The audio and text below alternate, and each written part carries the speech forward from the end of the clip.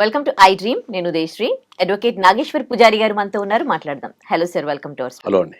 Yeah, చాలా మంది credit card తీసుకుంటారు, పర్సనల్ లోన్స్ తీసుకుంటారు, కానీ కొన్ని సందర్భాల్లో మళ్ళీ కట్టలేకపోతారు. అట్లాంటప్పుడు వీళ్ళకి చట్టంలో ఏమైనా ప్రొవిజన్స్ ఉన్నాయా?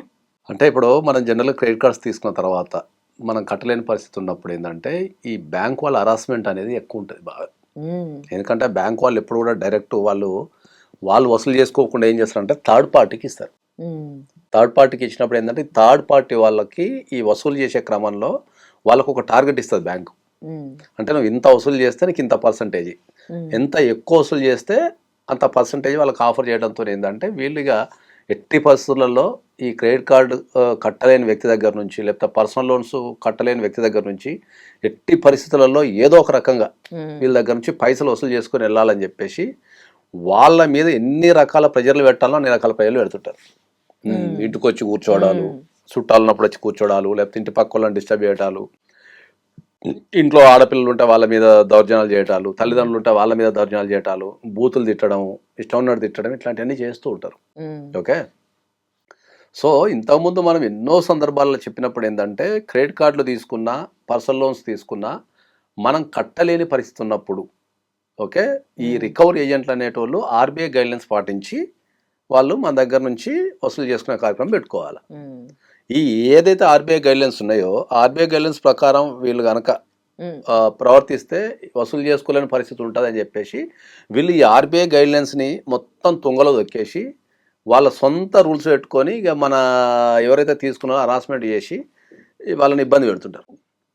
సో ఎప్పుడైనా కూడా ప్రాబ్లం ఏమైంది అంటే ఏంటంటే ఆ సిచ్యువేషన్ వీళ్ళు హ్యాండిల్ చేయలేక ఎవరైతే క్రెడిట్ కార్డులు పర్సనల్ లోన్స్ తీసుకొని కట్టలేని వ్యక్తులు ఈ రికవరీ ఏజెంట్ల ఆగడాలని లేకపోతే వాళ్ళ హరాస్మెంట్ని హ్యాండిల్ చేయలేక వాళ్ళు చనిపోవడం చాలా మనం డైలీ రోజుకు ఒకటన్నా చూస్తాను నేను పేపర్లు. ఇప్పటికి కూడా డైలీ ఒకటన్నా చూస్తాను పేపర్లు. మీరు పేపర్ తీసుకొని కూర్చోండి, మీరు అప్పుల బాధతోని రికవరీ ఏజెంట్ల బాధలు భరించలేక చనిపోయిన వ్యక్తి అనే ఒకటన్నా వస్తుంది. ఓకే, అదొకటి.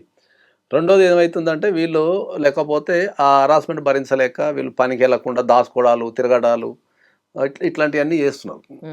ఓకే, నేను అందరికీ మళ్ళీ నేను చాలా స్పష్టంగా చెప్పేది ఏంటి అంటే మీరు ఏ కారణం చేతనైనా మీరు క్రెడిట్ కార్డ్స్ కానీ పర్సనల్ లోన్స్ కానీ కట్టలేని పరిస్థితి ఉంటే ఓకే మీరు కోర్టులో కనుక ఇంజంక్షన్ ఆర్డర్ వేసేసుకుంటే మీరు వాళ్ళ బారి నుంచి తప్పించుకునే అవకాశం ఉంటుంది. మీకు ఆ పేమెంట్కి వెలుసుబాటు దొరికి మీరు ఒక 2 years 3 years మీరు ఆ టైం తీసుకునే అవకాశం ఉంటుంది. ఓకే, సో నేను ఎవరికైనా చాలా స్పష్టంగా ఏం చెప్తాను అంటే ఏ కారణం చేతనే మీరు కట్టలేనప్పుడు దాన్ని స్ట్రెస్ తీసుకొని ఓకే మీరు స్ట్రెస్లోకి వెళ్ళిపోయి మీ కుటుంబ సభ్యులను స్ట్రెస్లో పెట్టి, పిల్లలు ఉంటే వాళ్ళని స్ట్రెస్లో పెట్టి, సమాజంగా వాళ్ళు వచ్చి మనల్ని ఇబ్బంది పెట్టినప్పుడు మనం సమాజ పరంగా కూడా అవమానపరంగా కట్టే మీరు డైరెక్ట్గా కోర్టులో కనుక మీరు అడ్వకేట్ని అప్రోచ్ అయ్యి మీరు కోర్టులో కనుక ఇంజెక్షన్ ఆర్డర్ వేసుకోగలిగితే మీకు ఆ ఫ్లెక్సిబిలిటీ అంటే మీకు టైం అనేది దొరుకుతుంది. కాబట్టి దాని తర్వాత మీరు దాన్ని రీబిల్డ్ చేసుకునే అవకాశం ఉంటుంది. ఏదైతే కట్టాల్సిన అప్పుని మీరు సంపాదించి కట్టడం కానీ లేకపోతే తర్వాత ఏం చేయాలనేది తర్వాత మీకు థింకింగ్ టైం ఉంటుంది. అంటే టైం బయింగ్ అంటాం దాన్ని. అంటే టైంని మనం బై చేస్తున్నాం కాబట్టి దాన్ని బట్టి ఏం చేయాలని చూద్దాం మనం. అట్లా ఇంత టైం పీరియడ్ ఉంటుంది. ఆ తర్వాత మళ్ళీ ఎప్పుడైనా కూడా జనరల్గా ఏంటంటే ఎప్పుడైనా కూడా మనం క్రెడిట్ కార్డ్స్ అనేటివి కడితే మనకు బ్యాంక్స్ మళ్ళీ లోన్లు ఇస్తాయి. క్రెడిట్ కార్డు కట్టకపోవడం వల్ల మనకు వచ్చే ఇబ్బంది ఏముంటుంది అంటే సిబిల్ ఖరాబ్ అవుతుంది. ఎప్పుడైతే సిబిల్ ఖరాబ్ అవుతుందో మనకు లోన్స్ రావు.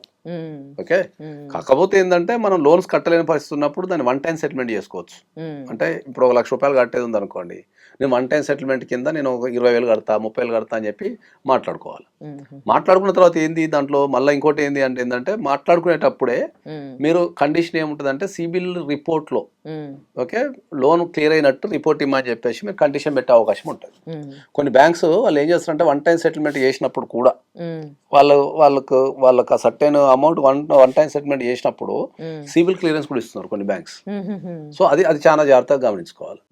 అది కాబట్టి ఎవరైనా సరే మీరు లోన్స్ కట్టలేమనో మీరు ఆత్మహత్యలు చేసుకోవడం కానీ పారిపోవడం కానీ లేకపోతే ఇంకోటి కానీ చేయకుండా మీరు అడ్వకేట్ని సంప్రదించండి. మీకు డెఫినెట్లీ మీకు రిలీఫ్ దొరికే అవకాశం ఉంటుంది. Thank you. And for more videos, please subscribe to iDream. Please subscribe to iDream. Please subscribe iDream. And please subscribe to iDream. For more videos, subscribe to iDream. please like, share and subscribe to the channel. Congratulations, iDream. Subscribe to iDream. Subscribe to iDream. So subscribe to iDream Media. iDream team అందరికి huge congratulations. Please subscribe iDream Media. Please subscribe to iDream. Subscribe iDream. Please subscribe to iDream. iDream అంటే నా కళల channel subscribe చేసుకున్న నోరు తిరుగుతలేదు, మీరైతే గంట గుర్తు కొట్టండి. For more such videos, please subscribe to iDream. Subscribe to iDream. Please subscribe to iDream. Please subscribe iDream Media. Please do subscribe to iDream. Please subscribe to iDream Media. For best entertainment and information, please subscribe iDream. And don't forget to subscribe to iDream.